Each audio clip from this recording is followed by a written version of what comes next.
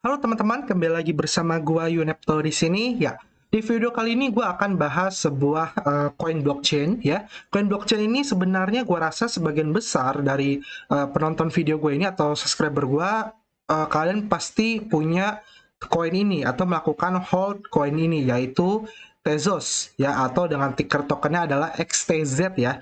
Jadi sebagian besar ada yang nanya, kok kalau kita beli Tezos apakah masih worth untuk di hold untuk long term? Lalu bagaimana ke depannya seperti apa? Lalu kenapa dia naiknya nggak terlalu signifikan walaupun ranking dia atau market cap dia besar? Nah, kita akan coba kupas sedikit ya dari video ini. Semoga bisa membantu teman-teman ya. Jadi ini nama project itu Tezos.com, di mana Tezos ini adalah sebuah blockchain. Tagline blockchain adalah a blockchain designed to evolve, sebuah blockchain yang didesain untuk melakukan evolusi gitu loh, dimana dia memiliki fokus yaitu sebagai security focus atau keamanan, dia berfokus keamanan. Lalu upgradable, artinya dia bisa di-upgrade blockchainnya. Lalu build to last, artinya dia dibangun untuk kuat atau ya secara bisa dibilang kayak strong gitulah ya. Nah, kita lihat coin market cap dulu di sini. Coin market cap Tezos XTZ di ranking 42 coin market cap.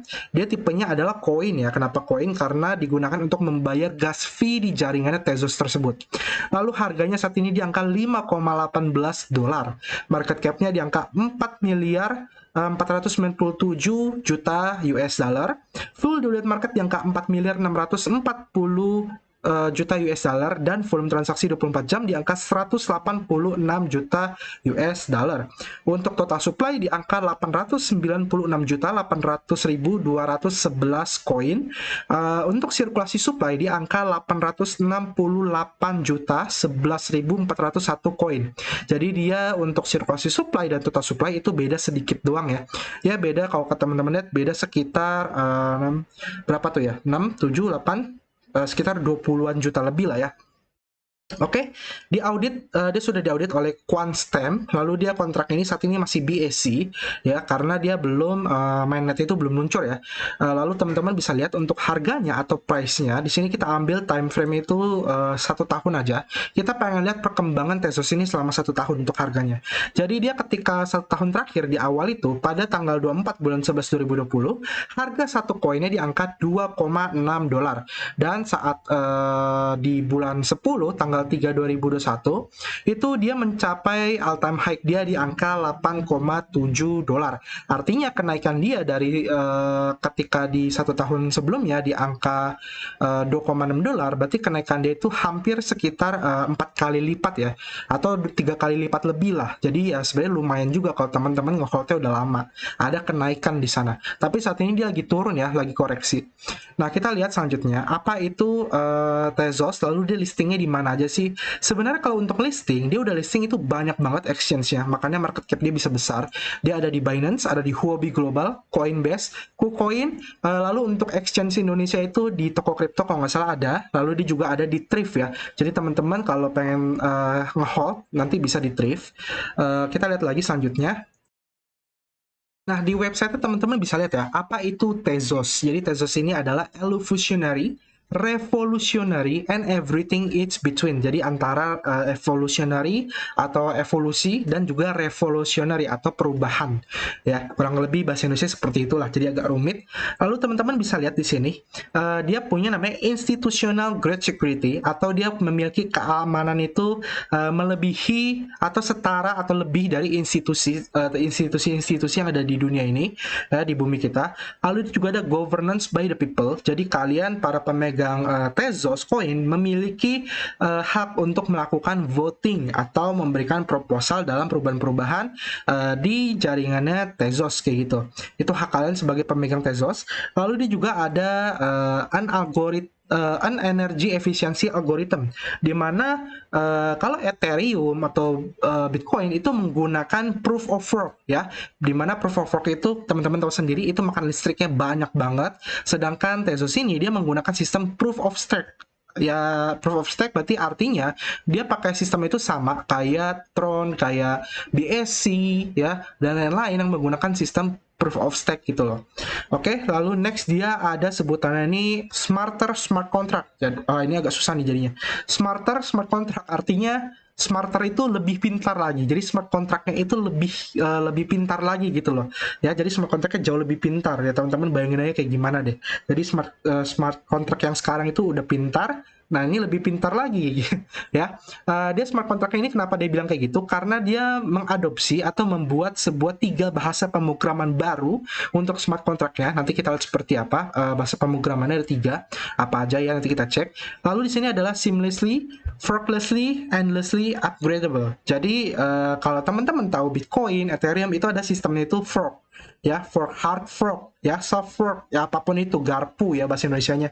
Jadi itu lebih tepatnya kayak sebuah upgrade, tapi upgrade itu adalah memecahkan bagian-bagian yang udah ada sehingga bisa lebih cepat dan lebih murah. Nah, ini dia nggak perlu melakukan hal pemecahan seperti itu, tapi dia tetap bisa melakukan upgrade tanpa batas.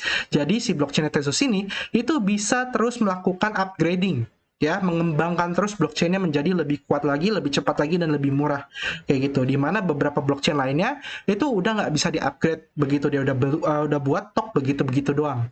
Oke, kalau dia mau upgrade ya paling dia melakukan hard fork tadi, ya contoh kayak Bitcoin dan Ethereum aja. Tapi itu kan bakal ribet banget. Nah, ini nggak perlu hard fork lah, kayak gitu. Lalu yang terakhir, dia ada powerful scalable.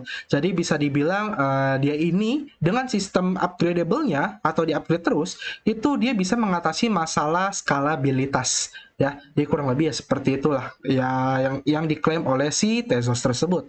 Lalu kita bisa lihat Mid Tezos Smart Contract, Smart Governance, Smart Design. Tezos adalah sebuah open source platform, ya.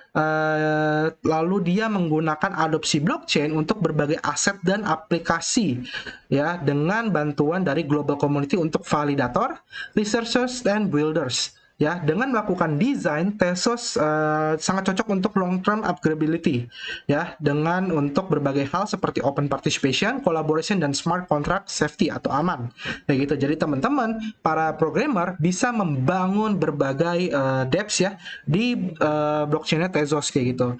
Ya, teman-teman nggak usah khawatir dengan masalah nantinya ke depannya apakah blockchain akan menjadi lambat, gas fee-nya menjadi mahal, lalu apakah nanti ada fork dan lain-lain. Nggak perlu khawatir karena dia blockchain ini tetap bisa di-upgrade. Oke, kurang lebih itu kelebihan dari Tezos. Next kita lihat apalagi yang ada di informasi sini. Di sini ada upcoming protocol upgrade. Jadi nantinya dia akan melakukan upgrade protokol yang baru, yaitu disebutnya itu Hangzhou. Ya, ini adalah sebuah proposal baru yang sudah disubmit dan sudah dievaluasi oleh komunitas. Ya, cuma untuk Hangzhou ini kita nggak usah terlalu bahas ya karena terlalu dalam. Di sini kita lihat aja untuk roadmapnya. Jadi di Agustus 2021 kemarin itu dia melakukan upgrade to Granada. Lalu untuk Mei 2021 itu dia Florence. Florence ini dia akan memberikan double maximum size dalam operation. Ya, teman-teman bisa baca di sini. Yang artinya itu adalah dia ini smart contract-nya dua kali jauh lebih pintar. Lalu dia juga melakukan gas optimization di mana untuk speed dan gas algoritmanya itu jauh lebih cepat dan lebih murah. Kayak gitu aja. Jadi dia terus mengembangkan, lalu dia juga melakukan deaktif test chain yang sudah tidak dipakai lagi. Lalu untuk di Februari 2021 itu ada Edo, ya nama upgrade itu Edo. Di sini dia lebih ke adopsi privacy preferencing smart contract. Ya, jadi berfokus pada smart contract-nya.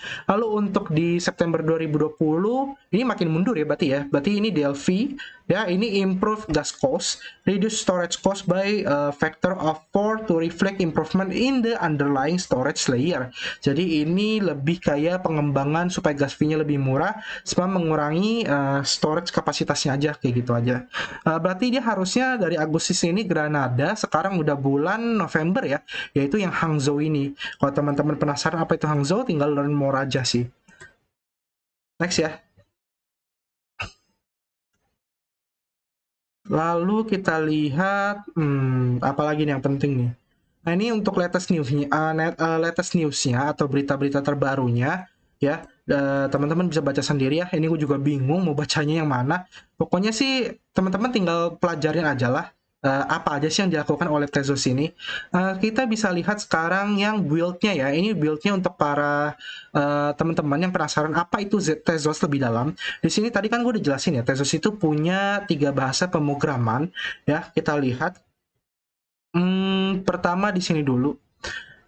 Nah, ini join the network. Artinya apa? Artinya teman-teman bisa melakukan staking atau menjadi seorang validators.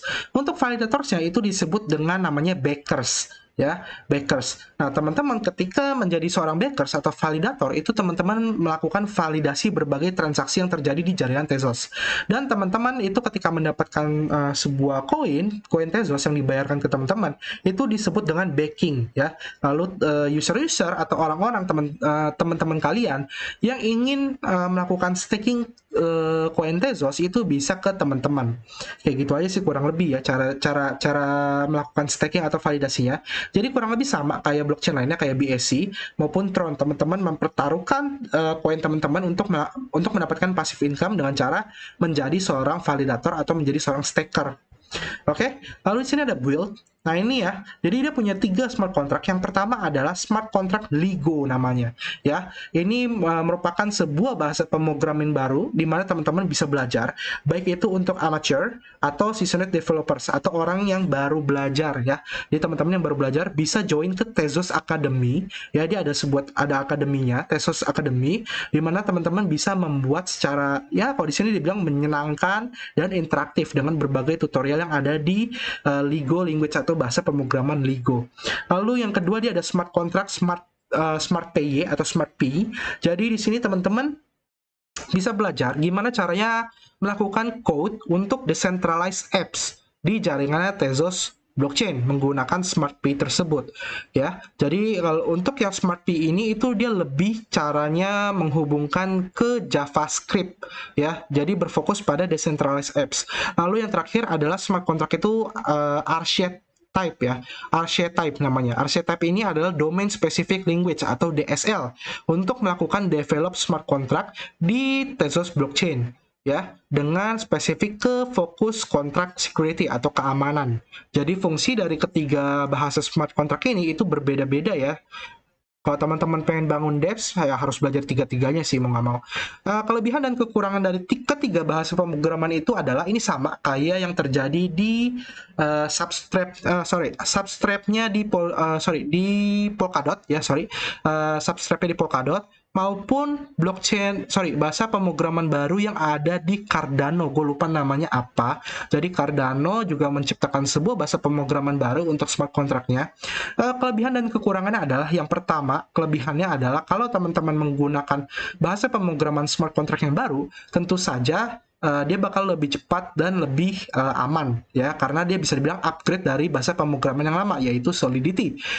Sedangkan kelemahannya adalah teman-teman harus belajar lagi dari awal.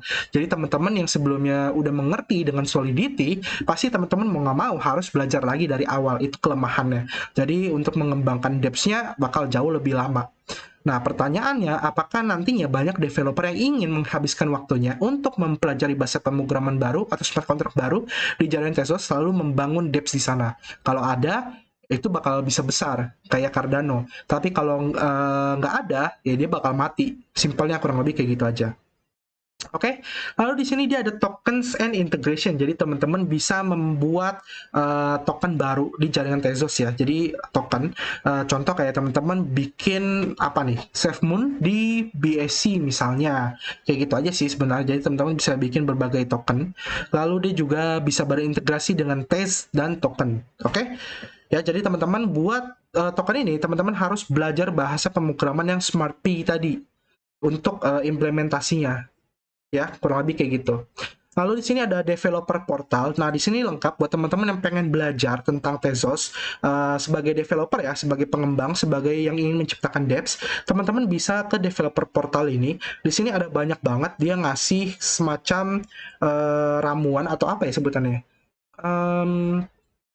Tahap-tahap buat teman-teman belajar dari awal sampai akhir sampai mengembangkan aplikasi di Tezosnya ya. Contoh di sini ada write smart contract-nya. Teman-teman bisa membuat smart kontraknya. Ada Smart P, Ligo, Indigo, Archetype, dan Michelson. Lalu di sini ada Use Library, di sini ada Tezos Go, ada Taquito, TZ Stats, TZKT, dan lain-lainnya. Teman-teman tinggal buka satu-satu, lalu tinggal bisa mengintegrasikan ke Android, Java, SDK. Jadi buat teman-teman yang pengen buka games, ya NFT games, itu bisa banget di jaringan Tezos. Lalu dia juga ada Explore Blockchain, di sana ada Tezos Tracker, Tezos Edge, Tezos Notification Bot untuk Telegram, lalu ada Better Call Dev, dan lain-lain. Jadi ini semua tools-tools atau SDK yang bisa teman-teman pakai sebagai para developer. Oke ya, lalu di sini ada tools juga, ada banyak banget, ada Mainnet Faucet, ada Tezos Live, ada Testnet Faucet, ada Tester, ya, dan macam-macam lagi, ya. Kayak gini aja sih, gimana caranya membangun mainnet node di Debian, Ubuntu, dan macOS, itu juga bisa. Jadi nggak hanya untuk Windows. Oke, lalu kita lihat untuk media sosialnya. Saat ini media sosial Tezos ini, dia berada di 217.000 follower. Ya, ini sejak Juni 2016. Jadi followernya itu memang banyak dan besar.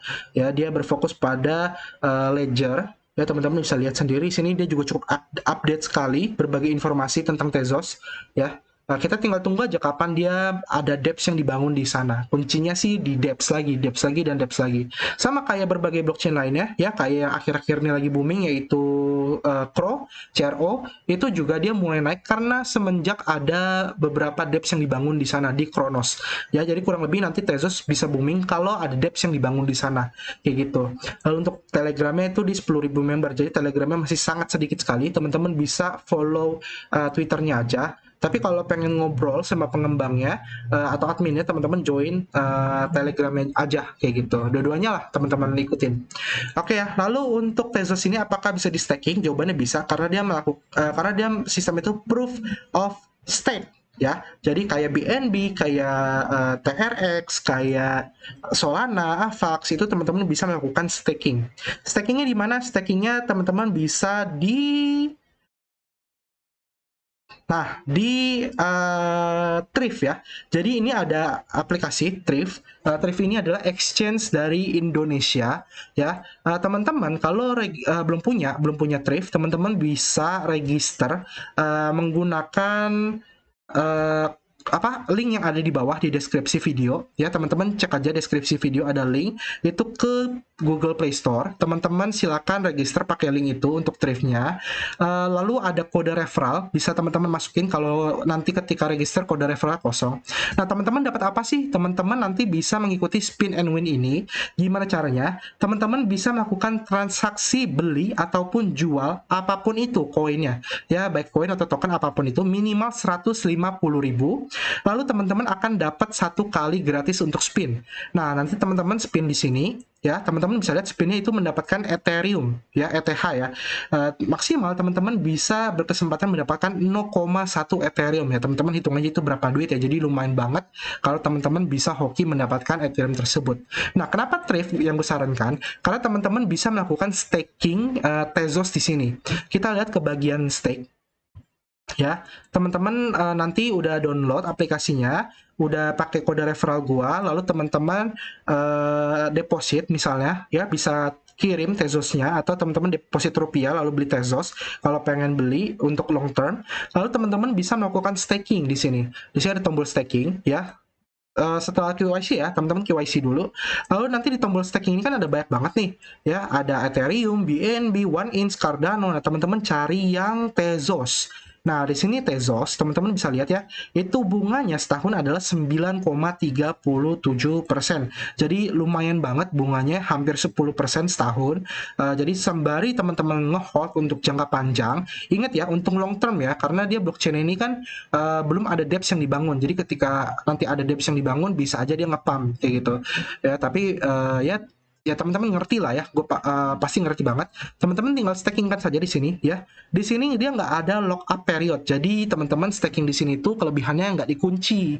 Jadi misalnya nih teman-teman baru staking hari ini, lalu besok pengen tarik ya, besok teman-teman pengen tarik Tezosnya lalu dijual ke market, itu bisa. Teman-teman tinggal unstack aja, nanti langsung masuk ke wallet spot kayak gitu ya. Jadi dia nggak dikunci sama sekali dan bunganya hampir 10% per tahun atau 9,37%. Oke ya, cara stacknya pun mudah, teman-teman tinggal klik aja, klik stack, lalu masukkan jumlah Tezos teman-teman. Misalnya teman-teman punya Tezos 1000 misalnya. Nah, di sini yang unik adalah teman-teman bisa lihat di bawah sini, ada estimasi APY atau 9,37% tadi. Lalu di sini adalah estimasi seharinya, dalam satu hari teman-teman itu dapat berapa Tezos. Di sini dia munculin, teman-teman dapat 0,256 sekian Tezos per hari ya, per harinya. Lalu kalau teman-teman stakingnya sebulan, maka teman-teman mendapatkan 7,80 Tezos. Jadi 7 Tezos itu atau hampir 8 Tezos dalam waktu 1 bulan doang. Jadi itu keuntungan teman-teman kalau staking 1000. Lalu teman-teman dapat rewardnya itu selama 3 hari sekali, every 3 days. Jadi nanti teman-teman staking di awal nih, hari pertama ya. Lalu hari kedua, 3, 4 udah jalan nih, di hari keempat itu dia bakal cair bunganya. Dan bunga itu terserah teman-teman. Teman-teman pengen stakingkan lagi ya, auto compounding supaya nanti teman-teman bunganya lebih banyak. Contoh kan teman-teman dapat 7,8, berarti anggap teman-teman jadi 1007,8 misalnya. Kita hitung 1008 deh, kita anggap dapat 8 ya. Nah, teman-teman dapat bunganya lebih banyak lagi, kayak gitu. Teman-teman masukin 8, bunganya lebih baik lagi, dan 3 hari selanjutnya teman-teman compounding lagi aja. Tinggal 8 tambah 8 berarti berapa tuh? 16 ya, berarti tambah 16 lagi, maka bunganya akan naik lagi. Itu namanya strategi compounding.